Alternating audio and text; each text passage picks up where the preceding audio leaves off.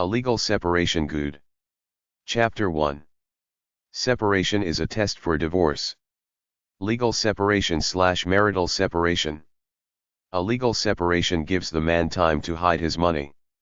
An alternative to an outright divorce if you're having problems is simply for one to move out for a while to give each a chance to reevaluate their lives and the situation to see if you really want divorce or if you want to give it another shot, reconcile as they say.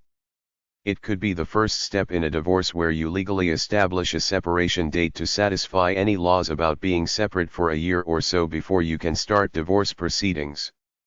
To get a legal separation, file the motion through family court. To separate without a legal separation document, move into separate residences, then file for divorce simply to get the paperwork started and set a definite separate date to satisfy the court of any time that the couple must be separated before a divorce is granted.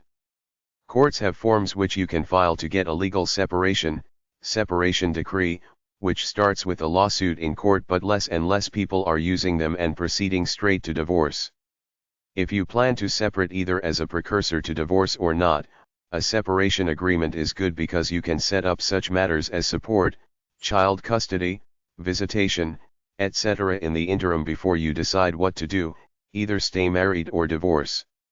A legal separation from court is good for several other things, like it sets the date of separation for any possible waiting period for a divorce, releases you from your spouse's debts after that date, limits your liability in alimony and child support to your pay scale on that date, not any raises you might get after, and limits the liability of how you share retirement benefits. So the sooner you get a legal piece of paper saying you're separated, the better off it is for you.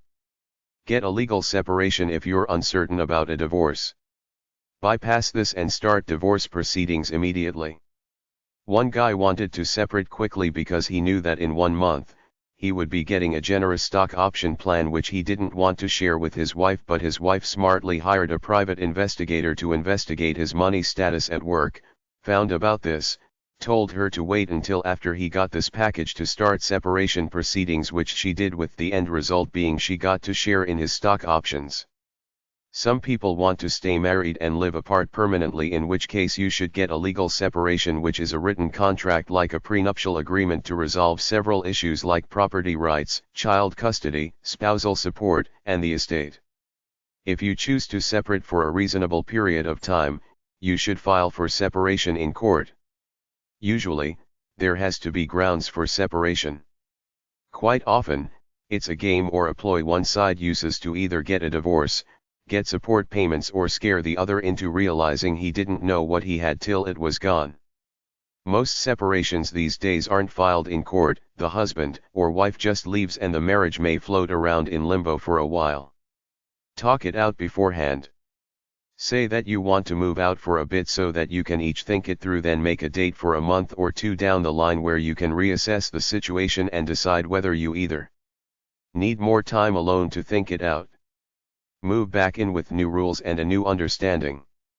It's over, divorce amicably. It's over, nasty divorce war. Some people say separation strengthens the marriage, others find that they want a divorce. Many married people choose to separate for any of a number of reasons, like to cool off a bad time, recenter themselves to determine what they really want, for convenience and lifestyle, as a precursor to divorce, or simply because they don't want to be married anymore and this is how they terminate it. Many people who separate don't realize they're still legally bound, so if they marry another, they're violating the law of bigamy, being married to 2 people at the same time. So if they die even 20 to 30 years later, the first spouse they left behind still has first rights to their estate. Some people stay married but choose to live apart in separate residences and perhaps do things together on the weekends with the kids. It might be a feasible alternative to outright divorce. Consider it if you have doubts about an outright divorce. If you separate, keep it temporary and resolve the issue permanently one way or another, either move back or get a divorce. Many low-class people separate not realizing they're still married or simply too poor to afford a legal divorce. If you don't own much anyway, when you die there's nothing much there for your original wife, even if you left her 30 years ago, which is what some people do. Quite a lot of poor people simply leave their spouses and get married to someone else without a divorce. If there's no cross-checking of county records, nobody squeals, or you get married in another county, nobody will ever know, but anyone can call the cops and get you arrested for bigamy. When you start talking insurance, taxes, credit, etc., it's best to keep it all straight and legal. If you separate and plan it to be permanent, it's best to get a legal divorce, because the other party, if still married even though separated, has major rights to your estate should you die, and if you have kids or another girlfriend or even a new wife bigamy style, it will be hell in court. If you separate and date your husband again, this sets the date of separation up to that date and could be bad if there's a waiting period of a year of separation before a divorce can be granted. Even though you're still legally bound to support each other financially during a separation, expect less support than before. If your husband doesn't want a separation or divorce and you do, don't move out of the house until you get either a separation agreement or file divorce papers, otherwise that could be used against you in a fault divorce as abandonment. After a separation, cancel all joint accounts, contact a lawyer, open a new account for yourself, get all your paperwork in order, talk to a tax man to determine whether you will file separately or jointly, determine your assets as a couple and start to set up some kind of equitable disbursement of assets between the two of you. Marital Separation Agreement info. A general separation agreement is different from a legal separation agreement. It doesn't go to court, it's just an agreement done between two parties with their lawyers where both sides write out their parameters of the relationship, kind of like the prelude to a divorce or the first stage of a divorce, saying what they want, what they don't want, etc. It's just like a mini divorce. Each side should get their own lawyer to hammer it out so it stays fair on both sides. They basically divide the assets, child custody issues, pet ownership, legal obligations to each other, support payments, taxes, etc. It's like either a temporary divorce or the first step to your divorce, keeping a slim hope in there that you will get back together again. The more legal and complete, the more likely a judge will honor it in court. Don't do it yourself. Get a lawyer or a paralegal to draft it up. Don't pussyfoot with separations. If it's dead, kill it. Get the divorce straight up. Legally speaking, a legal separation agreement is a document that marks the end of the relationship and the beginning of divorce proceedings. It specifies the legal rights and obligations that the two people will agree to and hopefully honor. An SA is especially difficult where children are concerned. Couples who have never married and same-sex couples may also draw up a separation agreement. Once a couple has agreed to split, the separation agreement should be written as soon as possible, even before the actual separation if possible. If you can both agree, the agreement should be drawn up by both lawyers. The two should have separate lawyers since they have different interests. The two players should decide amongst themselves such matters as custody of children, child support, visitation rights, arrangements for a non-custodial parent to see a child.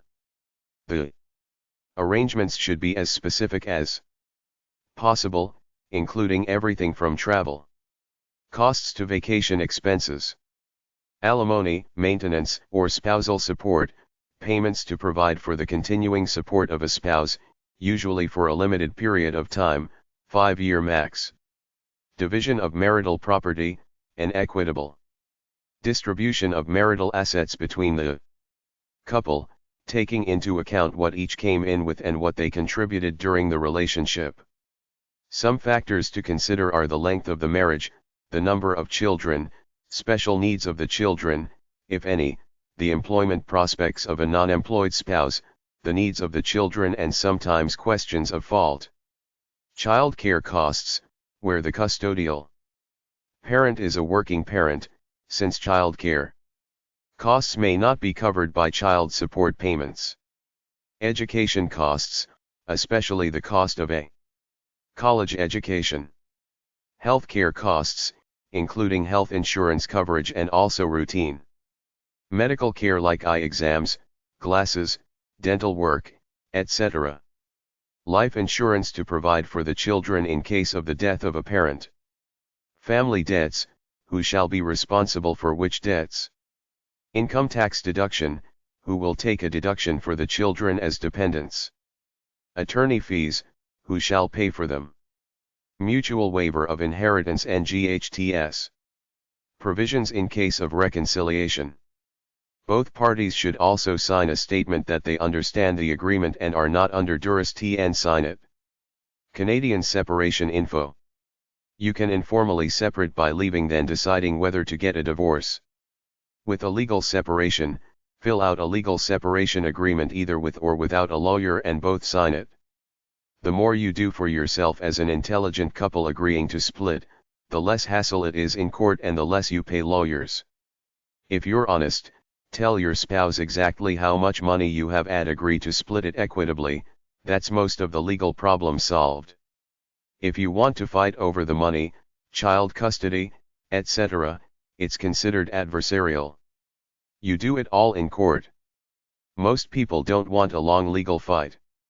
You can avoid by giving up a bit of power and being friendly. When lawyers get involved, they end up taking part of the money in your combined assets pool.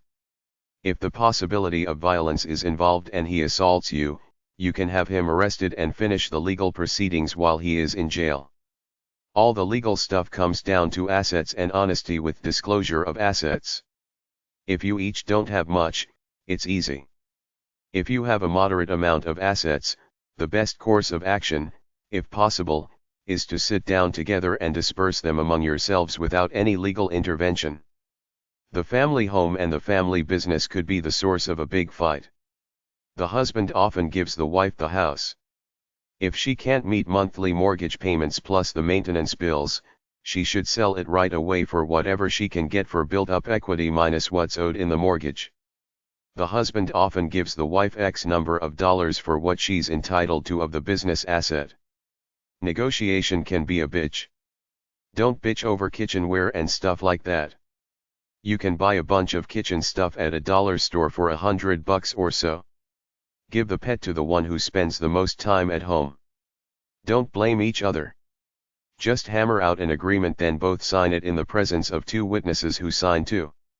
Update the agreement if necessary. Change your will.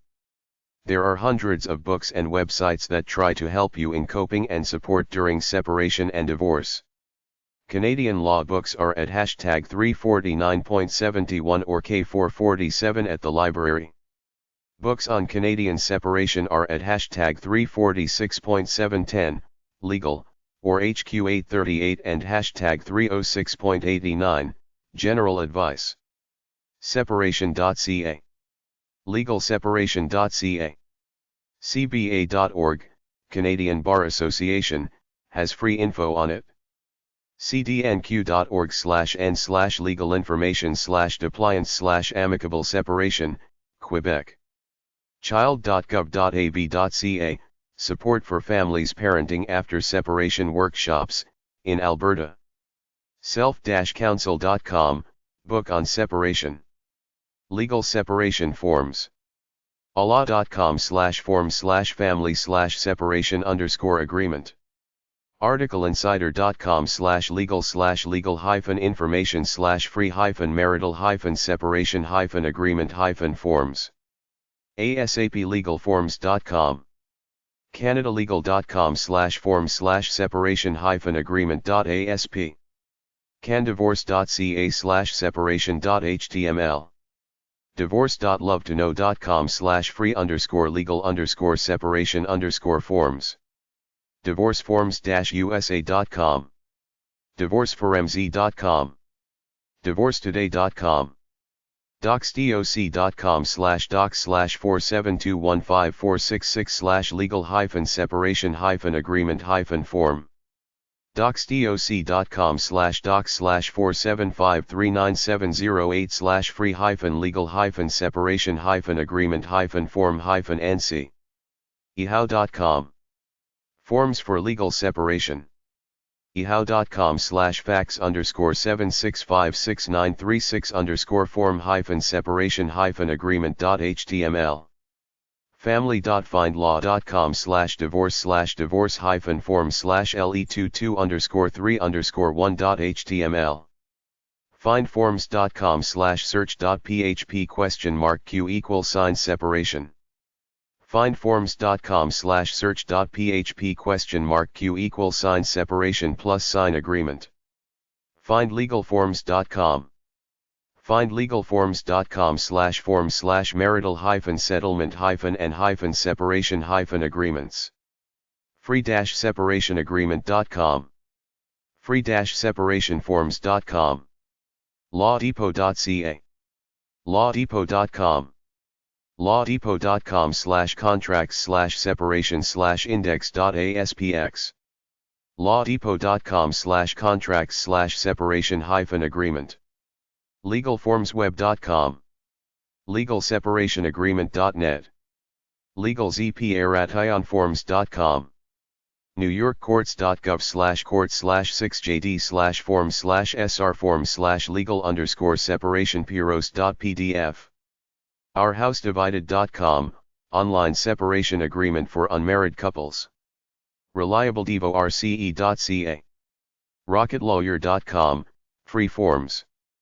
rocketlawyer.com/landing/marriage plus sign separation plus sign agreement.aspx.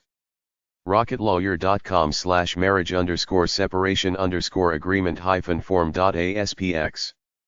sphinxlegal.com. standardlegal.com. urgentbusinessforms.com/separation_agreement.asp.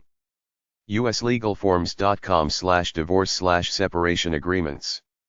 Marital separation websites. womansdivorce.com/marital-separation.html. self-counsel.com, book on separation.